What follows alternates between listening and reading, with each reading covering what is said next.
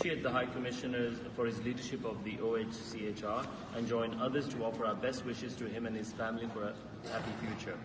The High Commission has rightly drawn our attention to the continuing conflicts and crises across the globe with serious human rights and humanitarian dimensions. We must advocate and work towards permanent and peaceful settlement of conflicts, thereby easing human rights and humanitarian challenges. The OHCHR has presented its report on Jammu and Kashmir.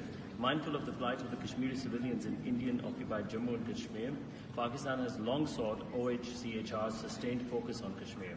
The OHCHR report corroborates and reaffirms our well-known position on the grave human rights abuse committed by India in Kashmir. The report documents excessive use of force, arbitrary arrests, detentions and disappearances, cases of mass graves and continued sexual violence as part of the overall impunity enjoyed by the Indian security forces in Kashmir. A terrible manifestation of this impunity is the continuing use of pellet guns by India, which has resulted in the mass blinding of innocent civilians.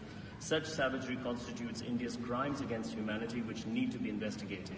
In this context, Pakistan welcomes the report's proposal to establish a commission of inquiry for international investigation into human rights violations in the Indian-occupied Kashmir. This proposal is consistent with Pakistan's several calls to this effect since 2016, even as India has continued to ignore legitimate demands for a credible probe mechanism. The OHCHR report clearly stipulates that its main focus is on Indian-occupied Kashmir.